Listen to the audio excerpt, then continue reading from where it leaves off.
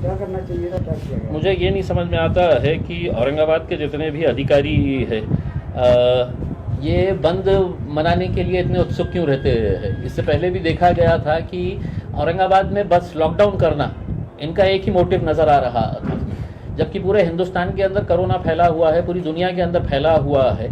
लेकिन यहाँ पर उठे सुटे कोई ना कोई खड़े हो जाता है। और हमारा ये कहना था कि अधिकारियों के साथ लोक प्रतिनिधियों की भी जिम्मेदारी होती है उसमें।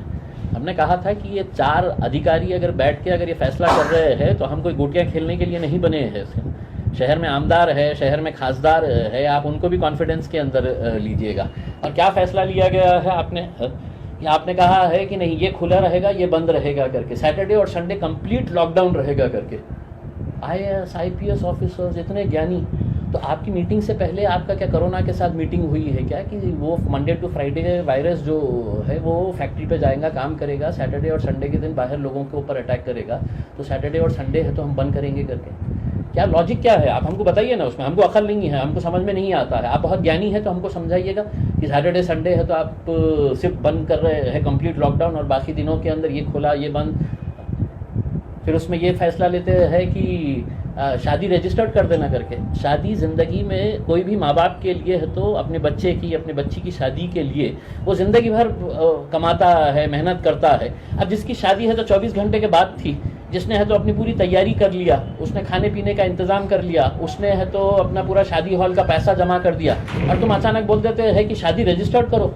कलेक्टर साहब, आपको पता नहीं है कि रजिस्टर्ड मैरिज करने के लिए भी 1 महीने का टाइम लगता है, नोटिफिकेशन देना पड़ता है। ऐसा नहीं है कि इम्तियाज़ जलील जा रहा और बोल रहा मेरी शादी कराओ अभी और उन्हें साइन करके दे रहे हैं करके। तो हमारा ये कहना है कि थोड़ा सा आप सबको कॉन्फिडेंस में लीजिएगा। उसमें इतनी जल्दबाजी करने की ज़रूरत नहीं है आपको कि लॉकडाउन करना है। पूरे हिंदुस्तान के अंदर हम भी घूम रहे हैं, हम पूरे हिंदुस्तान के अंदर घूम रहे हैं। और लॉकडाउन करने से पहले मोदी साहब से पूछ लेना था कि साहब आपने लाखों लोगों को जमा किए हैं पश्चिम बंगाल के अंदर, वहाँ पे क्या वायरस ने है तो छुट्टी लिया हुआ है क्या?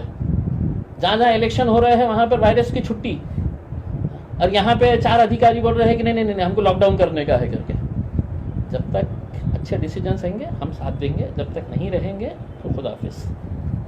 अगर जिन लोगों ने शादी की डेट ले चुके हैं तो उनके लिए आप क्या मदद कर सकते हैं? नहीं बिल्कुल, अगर कोई शादी करना चाह रहा है तो हम पूरी तरीके से निर्बंध, जैसा फैक्ट्रीज़ के अंदर, इंडस्ट्री के अंदर आपने इजाज़त दी है, क्या बोल रहे हैं कि नहीं फैक्ट्री वाले पूरी तरीके से इसको अच्छे तरीके से मेंटेन करेंगे।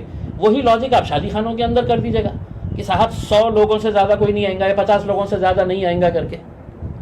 आप अचानक बोल रहे हैं कि नहीं रजिस्टर्ड मैरिज कर दीजिएगा करके। वाह कलेक्टर साहब, हाँ बहुत ही अच्छा आपने फैसला लिए हुए है। 1 दिन के अंदर आप कलेक्टर है, आपके अंडर में आता है मैरिज डिपार्टमेंट, 1 महीने का नोटिफिकेशन देना पड़ता है। अब जिन लोगों ने अपना शादी की पूरी तैयारी कर लिए है वो लोग अगर आज परेशान घूम रहे हैं, हमारे पास आइए, हम मदद करेंगे उनको जैसा जिस तरह से करने का है। जो आपने कंपनीज के ऊपर निर्बंध लगाए हैं वही निर्बंध लगाइएगा 50 लोगों के ऊपर। पुलिस वाले रख दीजिएगा उसके अंदर कि कोई बगैर मास्क के अगर आया तो उसके ऊपर कार्रवाई करो, 50 से 51 हो गया है तो कार्रवाई करो करके।